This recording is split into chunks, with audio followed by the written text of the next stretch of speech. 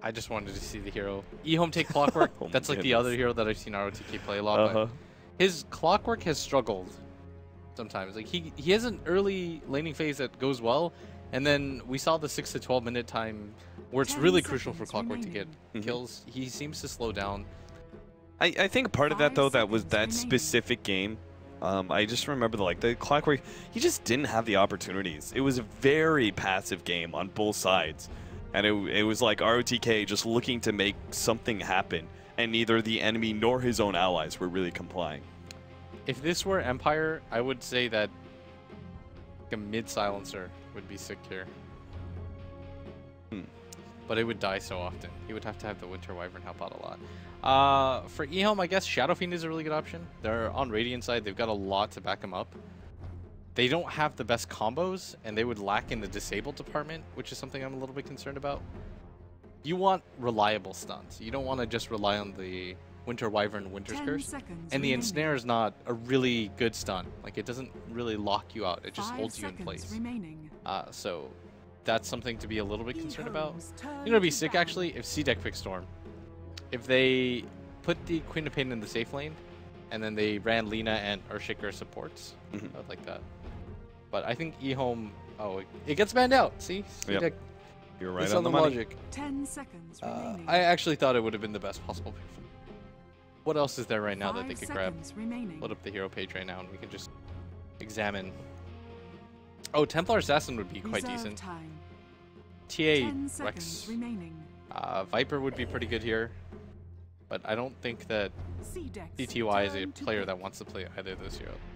Ehome actually banned away the Dragonite, so they're on the same kind of mindset that you are, that CDEC going to be running that Lina Earthshaker support. I think both teams have a mid here to pick. I think CDEC don't want to run the Lina as a core if they can help it, unless it's the secret style S4, you know, carry Lina. That would be kind of neat, but I guess we'll see. 10 seconds remaining. But Ehome is under the same impression I am that that is a port Lina, and that just confirms it. CDEC Ember Spirit, one of the big winners for the Chinese scene in the group stage so far. And your Storm Spirit. Wow. Boom! Look at that. Our Ember Spirit should be this laner because you don't want to match him against the Storm Spirit, right? So we've got a mid Queen of Pain versus Storm. Thoughts on that matchup? Storm gets destroyed by almost everybody. The Queen of Pain matchup isn't as brutal as the Lina one, but it's pretty bad. Like, Storm versus Ember versus Storm is actually not that bad if you're really good. Like, if you get what is that? The thing that dodges? Sleight of Fist. Sleight of Fist. If you get it early, I think Brax showed me once that you can just keep dodging the remnants using it.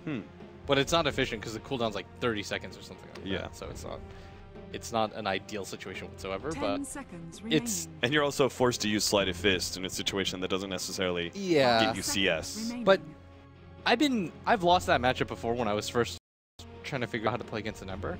If you play over aggressively and you just keep spamming out remnants, what the Ember can do if he's really good is just play around the remnant. Like, I run at you with remnant, or with Flame Guard, and then you try to remnant, and then you just pull back, let the remnant die, and then run at the Storm again. So the Storm is then required to go 2 levels of the remnant early, actually, to break the 2nd level of the Flame Guard. Right. But it's like a really decent matchup at that point for the Ember Spirit if he's smart. You can't fully commit to right-clicking the Storm because then you're not fast enough to run away from the remnant. But it's really tricky. You have to be pretty fluent in the matchup. Like, you have to play that matchup more than 10-15 times. Because the guy I played against that did that to me had played like 300 games of Ember. And then the second time we played against each other, he got destroyed because I just switched my build. Yeah. But it is something that you have to adjust to. Whereas the Queen of Pain just flat out wins. There's very few heroes that Queen of Pain loses to.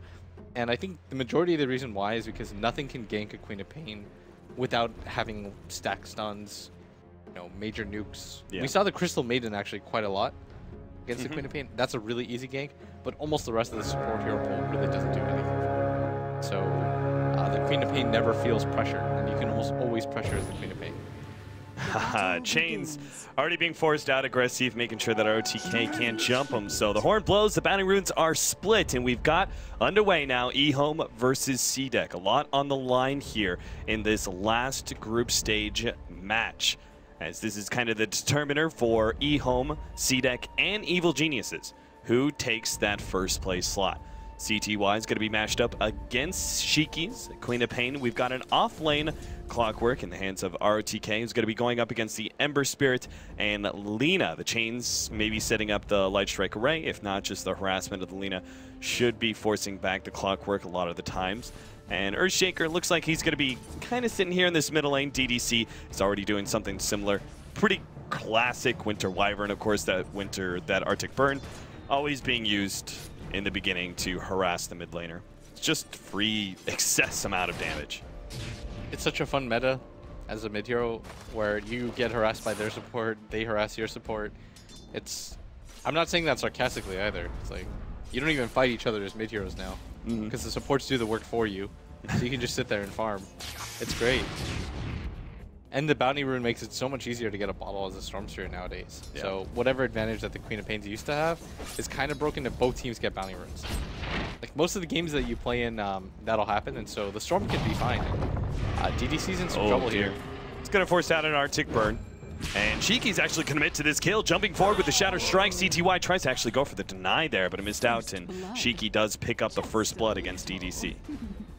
Yeah, I was wondering why he wasn't throwing the dagger, because that seemed, especially after that really sick fissure, even if he flies over it, there's not a whole lot of room for him to run, right? Right. So it was just a good play overall, and CDEC take the opening lead. EG, if they're watching this game, they've got to be nervous because they don't want one team to have a defined advantage over the other. They want both the games to be close so they can split 1-1.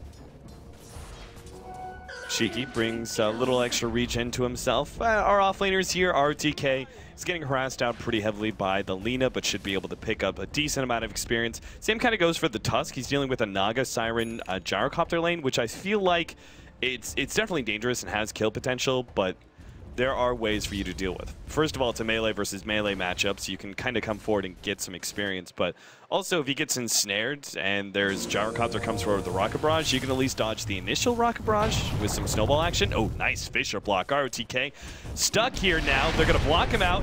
He does get hit by the Light Strike Array, and that will be our second kill of the game. CDEC 2-0 now against Ehome.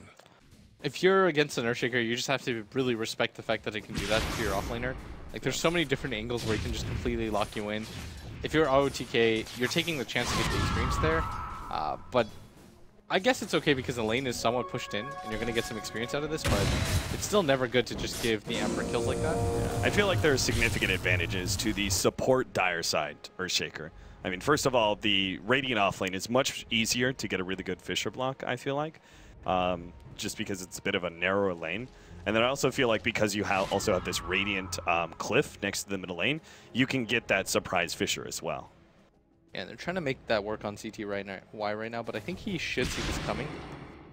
He's probably got vision for this, yeah.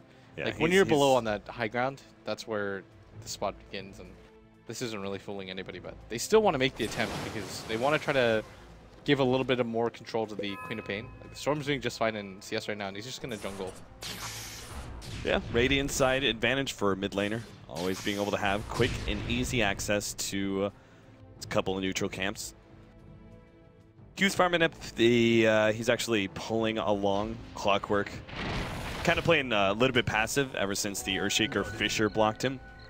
Not trying to challenge that pull whatsoever, just soak the experience for it. Bottom lane, XZ, he is going to be caught here by the Naga Siren. There is still a snowball play.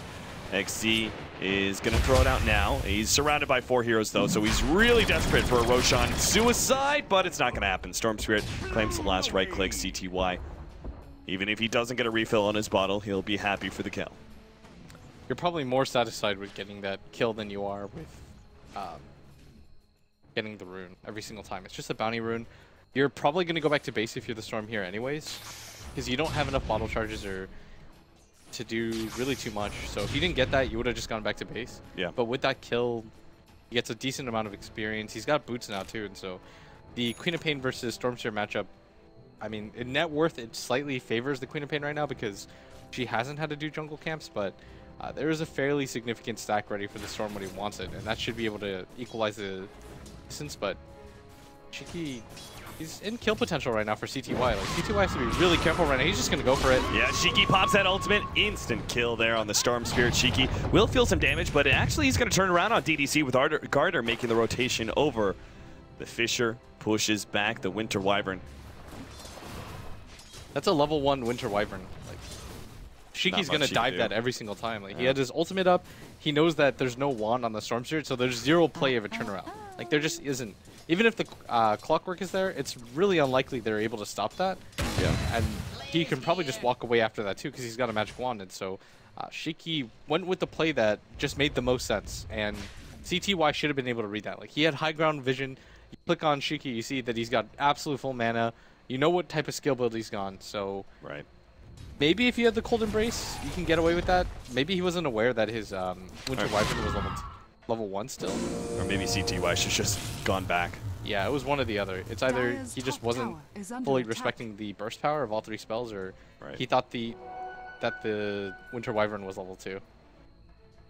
This is a very big hard camp stack for CTY to farm up soon. And also, they're going to give him this haste rune. So with his level 6 coming up, there is opportunities to make plays, but it doesn't seem like it's going to be had in the middle lane. Shiki is soon to be level 8, and Garter is always making sure that Shiki has a good time in middle. Yeah, CTY is just going to farm up the jungle camps right now to try to get back. He needs the level 6 to be able to pressure the Queen of Pain at all, and that's part of the reason why Storm, in the laning phase it's weak, but later on you can kind of deal with the Queen of Pain, and it's just because you have the jump ability to chase after her blink, but you need either a good start or a good amount of farm, and he doesn't really have either of those things, so he's got to fall back on the jungle because the Queen of Pain doesn't have any stacks. She's still 1k in net worth ahead of him. So CTY has to be careful here. YJ, he's got some camps to farm up as well in his part of the jungle. He's going for a Phase Boots build. What's the difference here, Blitz, between Phase Boots and Tread's Gyrocopter? What do you read into that build? I think it just allows you to be more aggressive and to chase people down. I think that's going to be a large part of the strategy for them. Like, aggressive's going to go for Treads here, so it's going to be pretty easy for YJ to be able to chase him down. And you favor the mobility over the HP just because CDEC has so much burst damage. XZ's got level 5. How's our Clockwork doing? RTK, he's also come down to this bottom lane. Just throwing out some rockets for now. I guess because the Gyrocopter was doing so much in the jungle, they kind of free up that lane for RTK to get his level 6.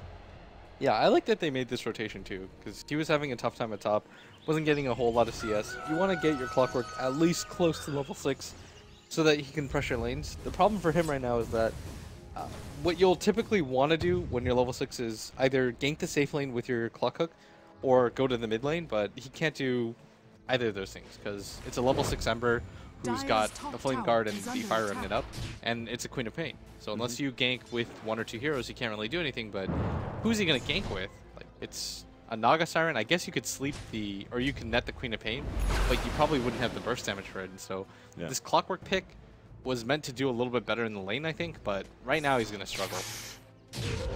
He even goes for the maxed out Rocket Flare build, which, again, I can completely understand versus Tusk, Ember Spirit, Queen of Pain. None of those are really good heroes for Clockwork to lock down.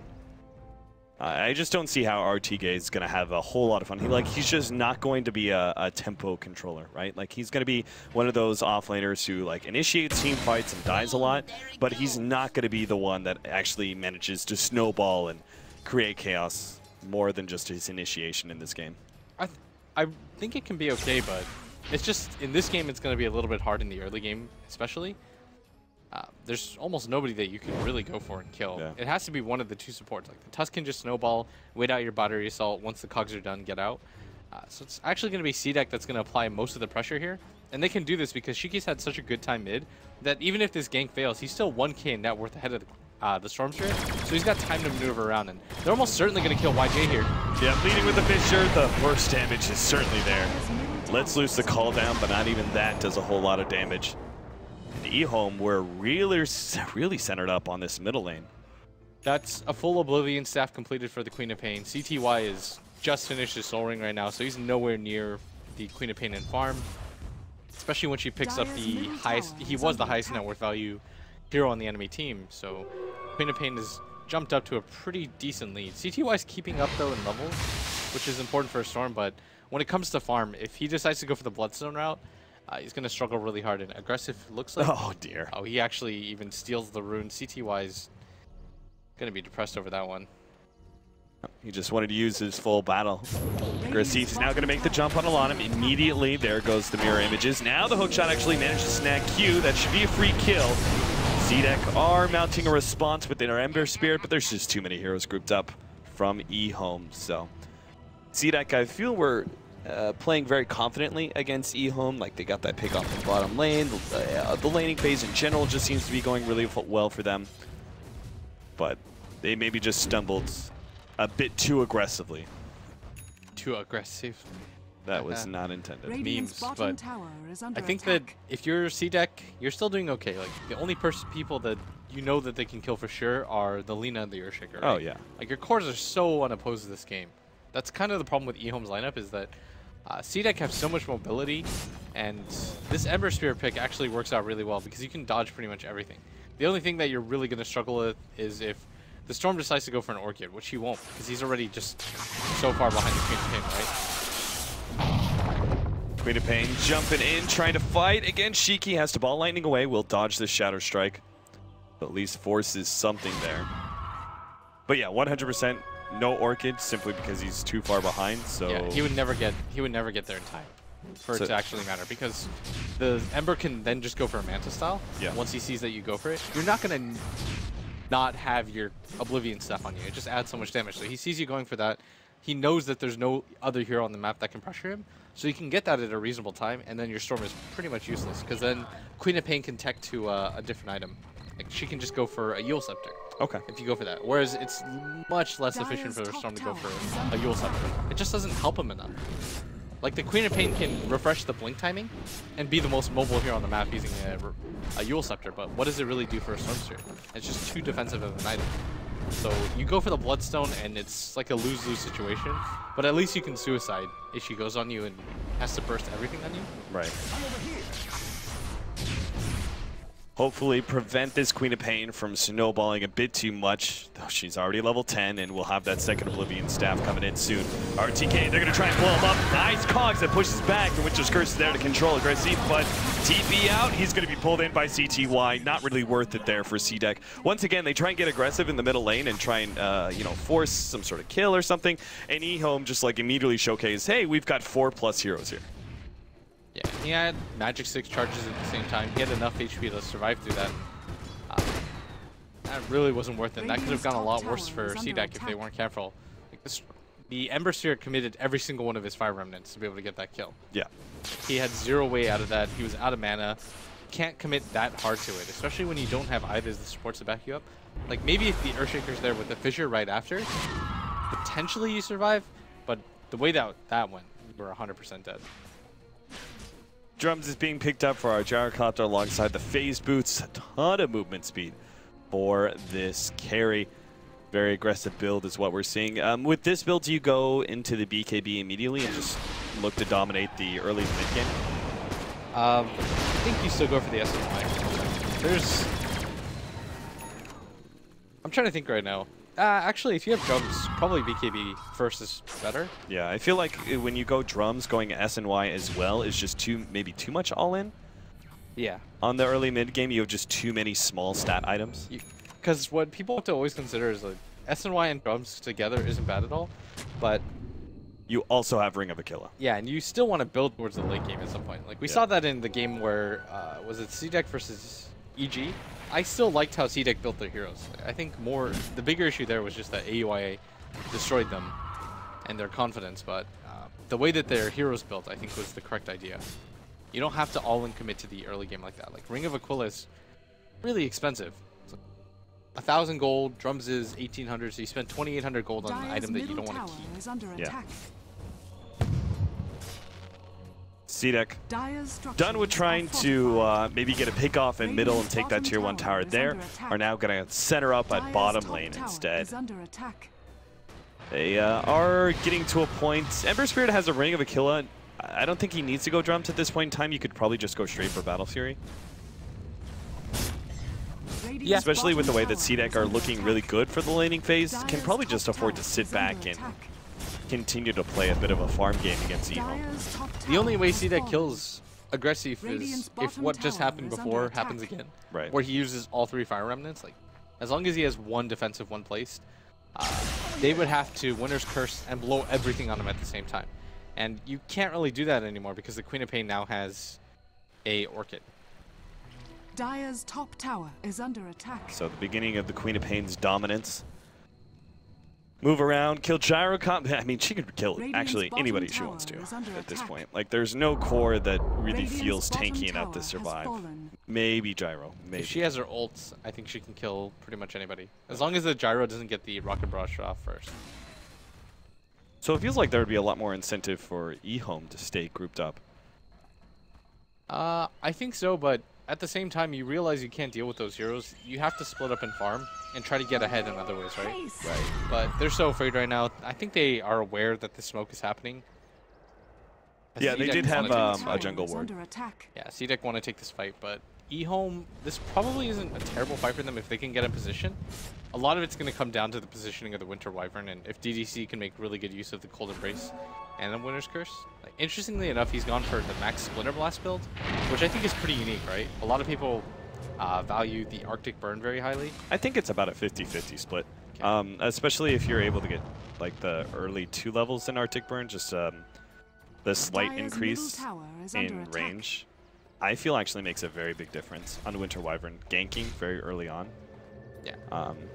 But I would also say, like, Ehome, the Splinter Blast is the best thing to be able to deal with pushes, right? Because it's just so spammable, great damage, very, very long range. So maybe they're a bit afraid that CDEC are going to try and take advantage of the early net worth lead that they have to push towers, even though they really don't have a net worth lead at all. CDEC have actually, over the last course of 5 minutes, have actually kind of dropped their 1,500 gold lead. Gyrocopter farms really quickly. Yeah. So does Storm.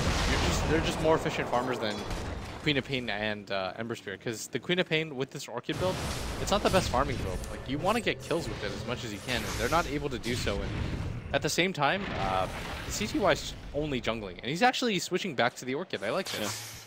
Yeah. He realizes that his team is probably going to have to fight at some point, because they have no other ways to kill CTY without... Or CTY has no ways to kill him without an Orchid of his own, because he rolls in, and then what? You get Orchid or stunned up, and you can't really kill anybody? Yeah. Like, you need some lockdown. At the same time, he's also been able to, like, sit back and farm up enough where he's gotten that chunk of gold where he's like, okay, now I can't go for that. RTK is picked up by Shiki. Quick little kill there with the Orchid. I think that's really the first one that Shiki's managed to get. But in the end, it's still an offlaner. You haven't gotten the important cores on the side of Ehome. And YJ is actually about to finish up his BKB. So between the Orchid completing for the Storm Spirit, BKB on the Gyrocopter, and then this maxed out Splinter Blast build, I'm not sure CDEC can actually force any fight. Like, if they do, it's got to be early. It seems, again, just especially with their sit back, farm up Battle Fury build on the Ember Spirit and not going for the drums, it just seems like CDEC really want to play for more of a later mid game. I would agree. The Storm's just finished his Orchid too, and he's actually got a lot of farm now, and he's kind of almost caught up to the Queen of Pain. He's 1k behind, but it's not too big of a difference, because if a Storm initiates on the Queen of Pain, you're guaranteed to kill. Whereas the reverse is true as well, but it's so much easier. So. Much less so, right? The Storm can blow his combo faster than you can respond and kill you. Like, because he can jump on you and disable you to start with, right? Like, this is what I'm worried about right now. Like, he's going to find CT or Shiki here, and oh man, that might have given a kill. Still, they have the clockwork. If they really wanted to, they can make a commitment, but they'd be diving into a tier 1 tower. That was his moment. He was going to go on that before anybody, because he's like, there's no way that CDEC know that I have weakness here. And CDEC don't have any river wards, so they would have been playing blind there. Shiki didn't even do that blink, you know, he wasn't even trying to save it. He was just like, oh, I'm going to blink here to farm to get 1 or 2 extra CS, and he had no idea. 3-6 right now, 20 minutes in. We're having quite a slow, passive game at hand. neither team really finding an opening. Neither team really has a whole lot of pressure, I think, on them to try and make something happen. Like, CDEC had maybe an early advantage that they could have utilized to push down towers, but at the same time, they decided instead to go ahead, sit back, farm more, get the Ember Spirit where he's got Battle Fury and can start getting the Daedalus build coming up. Ehome obviously have some very great late game heroes, and they also kind of were behind in the laning phase. So a lot of incentive, I think, for them to sit back and farm. So when CDEC weren't really putting much pressure on them, Ehome were like, all right, that's fine. We've got the faster farming heroes.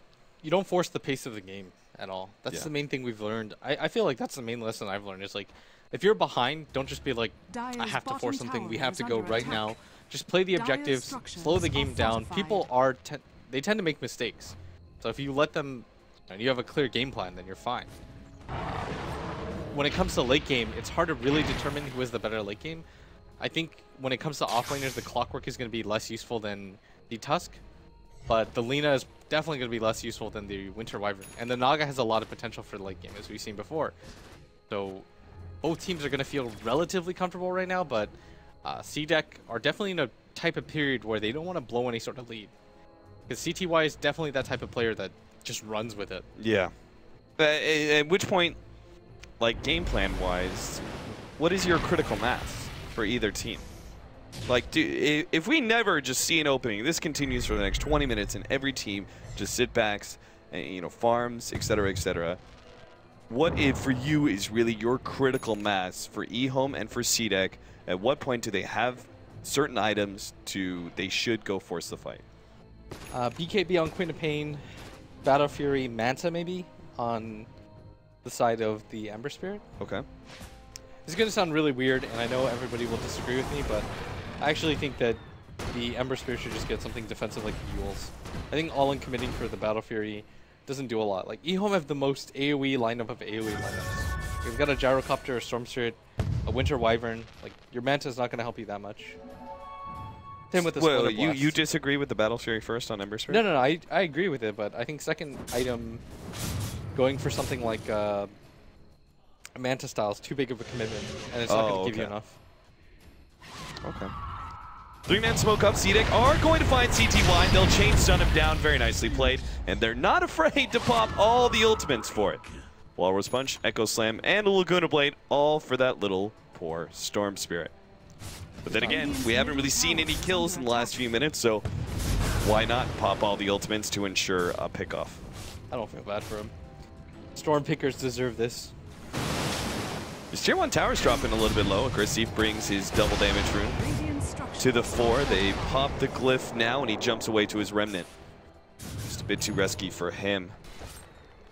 Go Naga Siren Illusion. He tried. He almost got the deny off. YJ gets the last hit on it, so they do get the deny, and they managed to gank the Storm, but CDEC, I think the advantage is on them still. Like, they have more options for objectives. If they wanted, I guess they don't have a medallion carrier. Well, it could be the Tusk, but it looks like he's deciding to go for a mech instead. But if he had gone for medallion, the option would have been available for them to go for the Roshan. And then you open up the map a lot. But they do have a mech now on XC. And I think that does mean that you can get into fights. Like, there's a BKB on your Queen of Pain.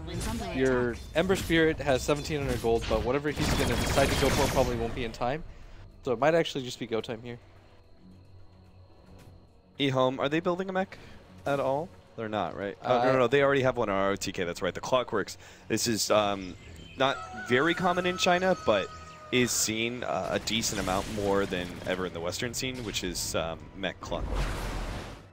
Blade Mail is really popular for us, but Blade Mail wouldn't do too much, I think, against CDEC's lineup. Especially if you see that Queen of Pain have a BKB, and the Ember Spirit isn't trapped in with you at all. He can just avoid hitting you. The really hard part about Clockwork mech is that the mana cost increase to 225 just kills his half your possibilities. pool. You would need a stick charge. You need magic wand charges for sure. Yeah, you really do. But it also means that you have to go regular boots on Clockwork, which I feel is very inefficient mana-wise, because tread switching, I think, is the most important aspect of Clockwork in the early game when it comes to saving its mana.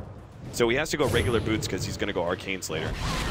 Like crazy in RTK, he's silenced. Oh, does that save him? RTK is actually bottling up. The Arcade is not going to be enough burn damage by itself. And now they actually let him be able to go for Garter on the right-hand side. They already Orchided him up, get the kill. The rest of CDEC trying to form a response. Ice Shards is not there in time, but they do jump on Alanum with aggressive. Now they manage to get the ensnared. Chains is the response. Alanum dropping lower and lower, and there goes the Shiki ultimate onto 3. DDC falls, and YJ with the BKB is not going to be enough to deal with this.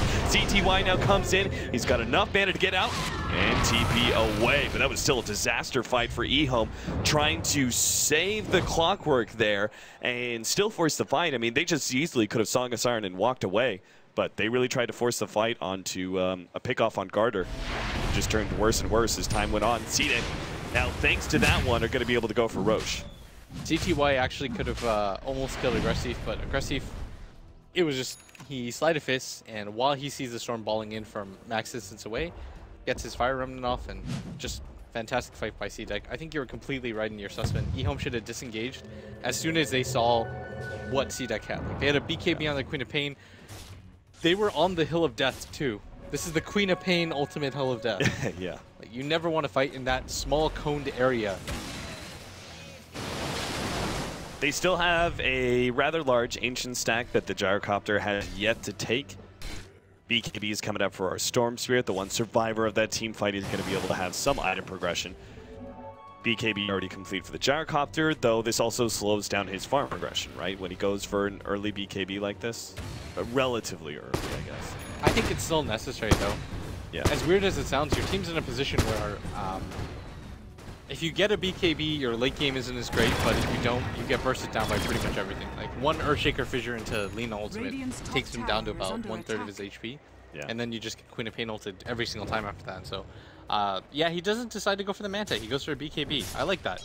As I was saying, I don't think the Manta is going to do much for him, right? You've got so many counters on the side of Ehome for him. They've got an Orchid. You can just wait, right? And even if you initiate in, there's not a whole lot that the Ember can do to survive. So I think going for this was a better choice.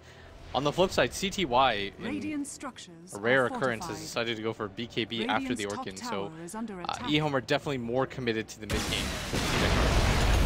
Let's see if they can win this fight. It's necessary, but Aggressive, he's already popped his BKB. They will be able to right-click him down. Nonetheless, maybe Sleight of Fist jumps over to the right-hand side, keeps on going. Redden jumps. He's trying to stay ahead. It looks like he just will. We'll go to Blade and Nord to finish off the clockwork. We managed to get the tusk there with a Cogs bounce back. Aggressive does survive. Garter, though, is going to be able to lock down CTY on top of that one. And look for more with the Fissure stun onto YJ. Q runs forward, Light Strike Array, and the right clicks from Shiki. Did manage to get the turnaround on the Lina, but it's still one fight easily for CDEC. We're going to go for more now. DDC, Glimmer Cape away, and he is good. Ember Spirit did manage to track down the Naga Siren in that middle lane as well. So that was the BKB. That was the BKB on the Ember Spirit, 100%. The fact that they couldn't lay any magic damage onto him during that Winter's Curse allowed him to survive, and I think ultimately kind of won the fight for CDEC.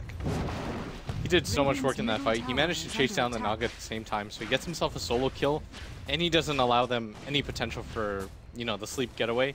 And at the same time, he had like 400 HP after the Winter's Curse. Maybe less than that, actually. I'm exaggerating. Oh, yeah, I think 200.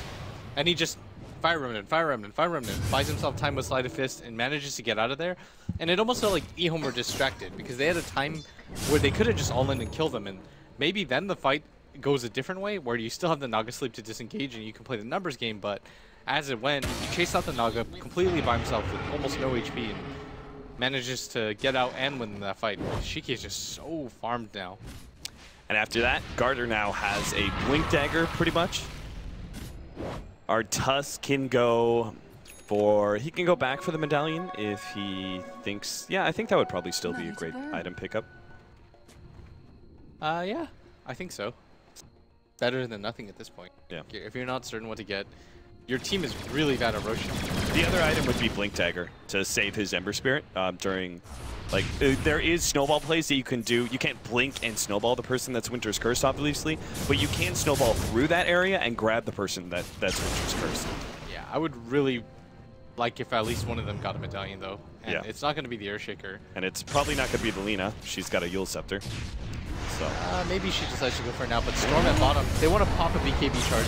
Yeah, I think he even missed the combo. Yeah, he did. He 100% did. That was way too early, but CTY popped it anyway, just in case. I think CTY should have waited on the BKB in that case. Because even if they come in with the Queen of Pain Orchid, then at that point you can commit. But if she misses, you can actually just get out of there. There's actually a cool combination, did I tell you? If you Orchid on the way down of your Yules onto the Lina, she can't follow you up with any stealth. Like, if her timing is good, she'll get the stun off, but nothing else. Does that make sense? Yeah. So you just counter Orchid. Yeah. A lot of people, there was an era where Storms were complaining about how Lina's combo was broken. You know, they get one shot. Yeah. But instead of trying to zip away, which is what 99% of Storms do, just Orchid her, and then she'll stun you, and then you fight back, and all of a sudden she has no Yules, and she's Orchided. Yeah. 100% kill every time. Ice Shards, DDC has to stay ahead of that one. Slowly but surely, CDEC are taking this tier 2 tower. Ehome doesn't look like they're really going to fight this one. They would have required TPs in from their cores. That's just not going to happen. So they're just trying to stall up CDEC as best as possible, buy time for their Storm Spirit to push in the middle tower, which does fall, and YJ to put some pressure on that tier 2 at the top lane. There's a Blink Dagger now on Aggressive. I think he's just going to play the Sleight of Fist, you know, hit and run game in team fights. But at top, they look like they want to make an attempt to shoot. Sonic Wave actually goes out. They get the call down. On top of that, the burst damage is just too much. They overwhelm the Queen of Pain's HP pool. And now YJ playing a very safe route here. Pops the BKB with the TP out. Yeah, that was incredibly safe, but I think the Lina might have actually been able to get in vision. And if she gets the Yule Scepter off, there's a Blink Dagger on the Earthshaker. So it's probably not worth it to even chance that, but a lot of BKB charges being committed lately by the heroes of Ehome.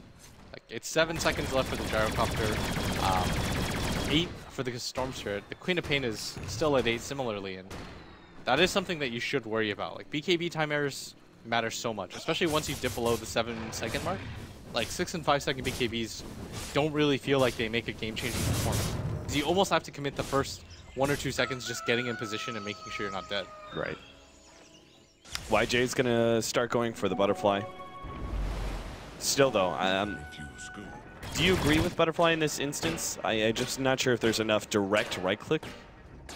I think it's okay. It's good against the Ember Spirit, but what else are you really gonna buy? I guess an MKB would be okay, but I think that butterfly is better in this scenario because you know that nobody on CDEC will build a butterfly. Yeah. Which probably doesn't matter too much. And it's hard for anybody on CDEC to build an MKB at the same time. Like, if you're aggressive, you want to be building, what, Daedalus? If you're the Queen of Pain, getting something like Assault Crust is pretty necessary in games like this. So you just start making that, start going for the late game on the Queen of Pain and trying to perform that secondary carry position. Yeah, if you notice right now, she's grabbing the plate mail on herself. This is a really common build that we see lately. Especially when you have an Orchid, then you're actually a physical damage dealing monster. Incoming.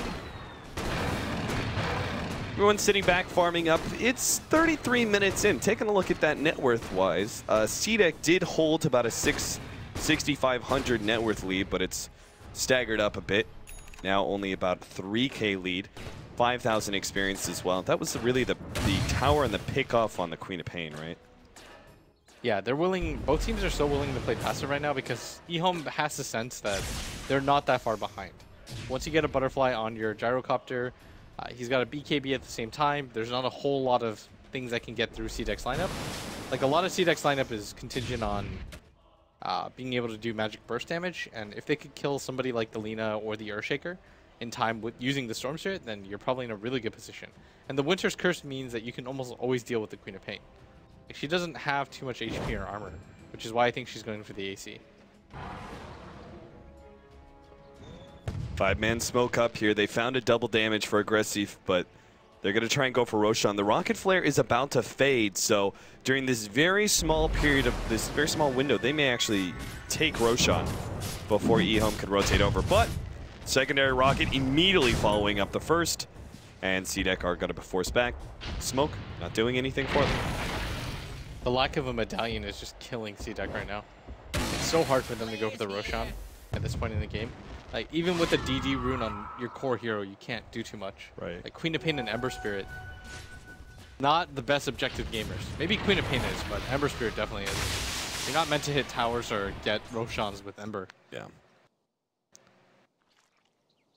This Naga Siren, they already have the mech picked up.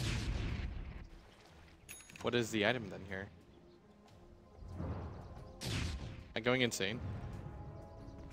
So he's going Pipe or Vlad's. Vlad's. It's gotta be Vlad's. It's gotta be Vlad's. Why are we're dumb. I keep forgetting about that change to Yeah, Vlad's. I do too. I was like, why is he going Pipe? It doesn't. I'm not sure if that makes sense. XZ? Yeah, he's dead. Dead. Dead or no. That's a BKB though, used by the Storm Spirit. I actually think that's kind of worth it for CDEC. 5-second BKB Storm sucks, but 7-second 8-second BKB Storm, that could have changed the fight. But as it starts to tick down, I think worth it. Because you would pay an extra 1,000 gold for an extra second of BKB, right? Easily, especially in the late game. Yeah, I can see that. You're the Storm Spirit player, though. Yeah, but I don't buy BKBs. He's almost got his Scythe of Ice. Oh, is that what he's going for? Okay. I mean, it could be Lincoln's, but is there enough incentive for Lincoln's? There's not enough single target. No, I think going for the Scythe is fine.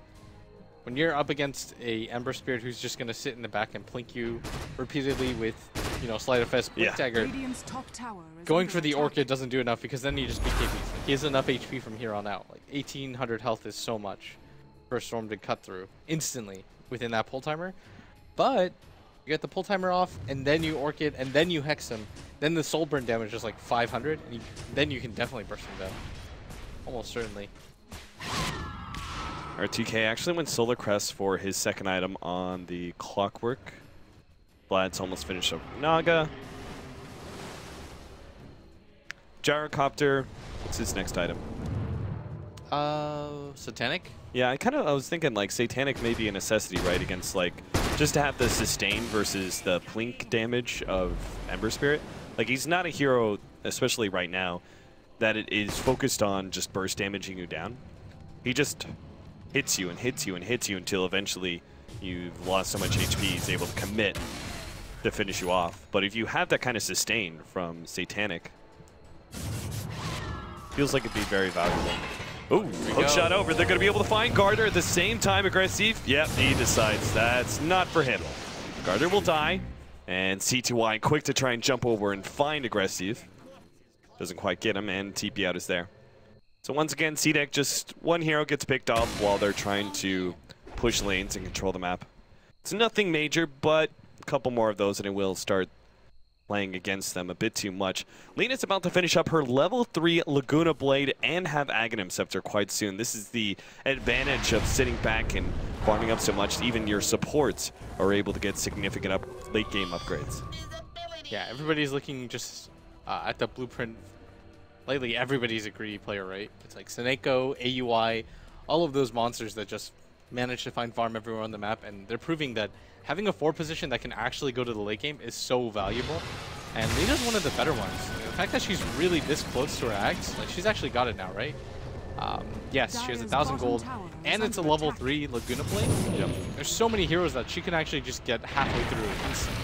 Like that would be half of Gyro's HP, and he needs as much HP as he possibly can. With the Butterfly and the BKB, like you can cut him down to 900, then the Gyrocopter is no longer looking to fight, he's just looking to run. And you can chase him down using Shiki's ultimate, which also does pure damage. Like, there's so many different ways now to deal with Ehome's lineup, where the Butterfly is no longer really going to be useful. So at this point, they try and force it? Maybe you go for... Maybe not like forcing out a tower, but going for Roshan first? I really think they should have... Roshan eventually has to be one of your objectives at some point. Like, you can't just let it live and hope for the best. But your Queen of Pain almost has... what's that? Assault Curse? He's relatively close. And Ember Spirit, aggressive, he's got a Daedalus, Battle Fury. Once he gets an MKB and Boots of Travel, he's 6-slotted. MKB soon for YJ. Actually, he doesn't need an MKB. I don't think so. His team just does so much damage. Yeah, I agree with that. You can go for like a Scotty. YJ needs one though, and he has it now.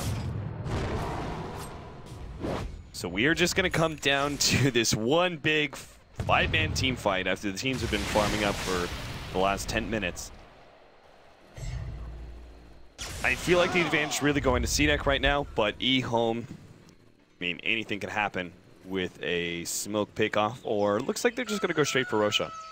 I mean, they got Winter's Curse plus a Hex. Yeah. They got a lot of disabled.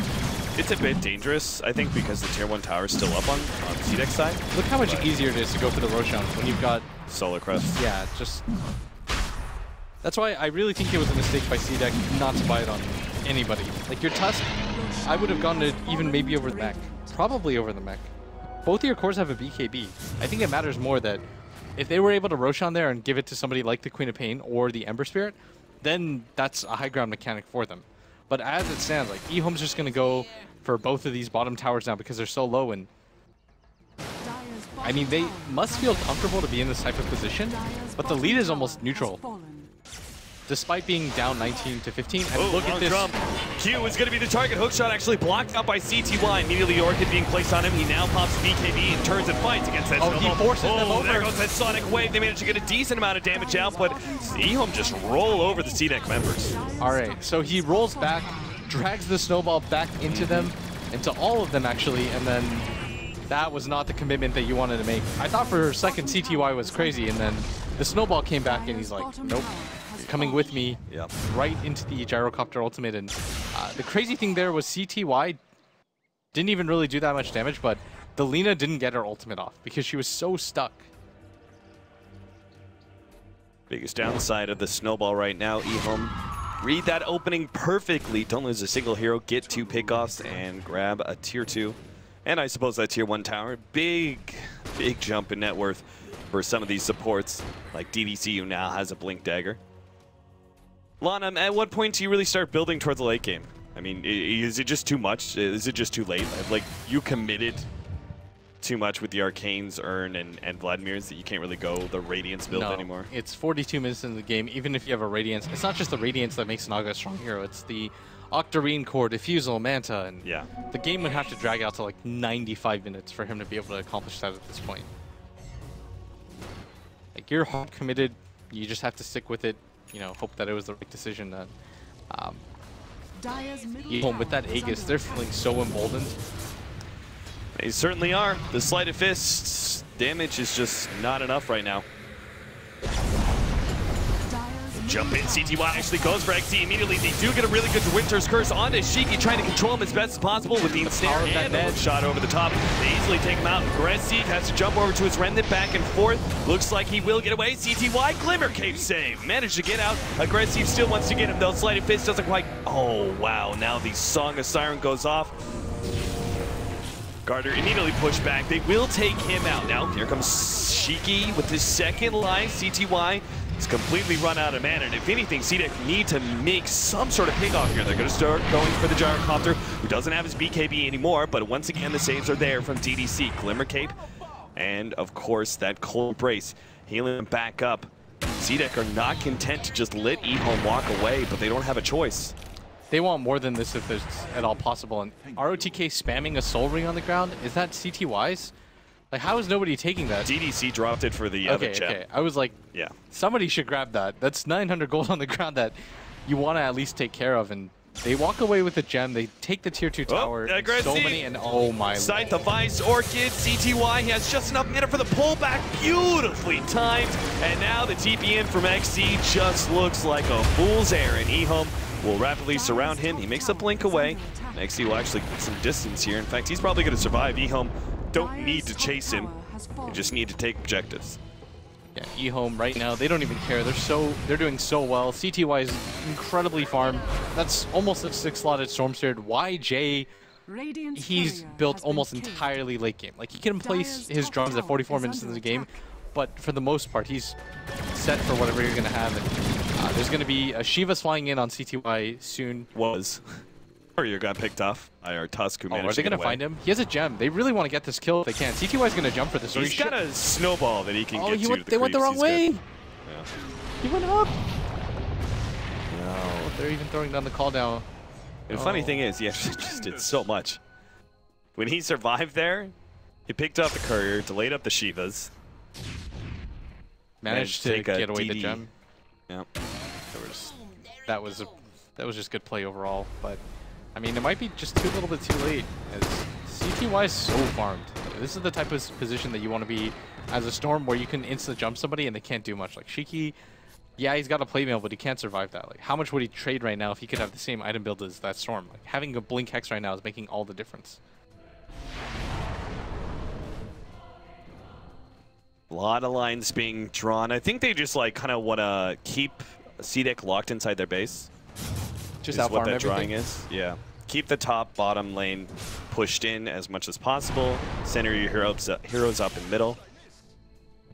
I mean, they've got such great mobile heroes to do so, right? Like Nagasari can throw illusions at the bottom lane. Storm Spirit can deal with top lane.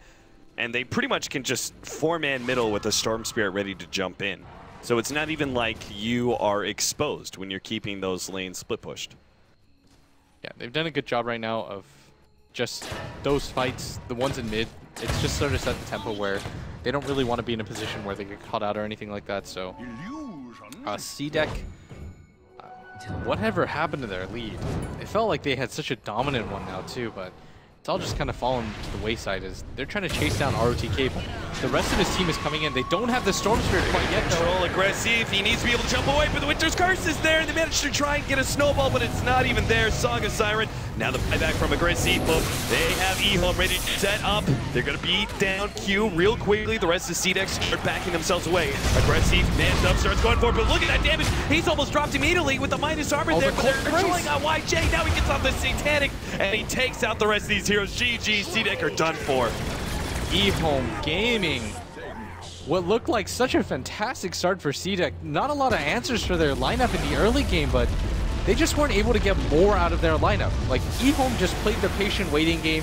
They picked their spots a lot better. CTY itemized perfectly. He's like, this is not a Bloodstone game. I have to get much more aggressive than that early game. The smoke into Roshan, the repeated team fights, they just completely outmaneuvered CDEC. And Ehome showing why they were the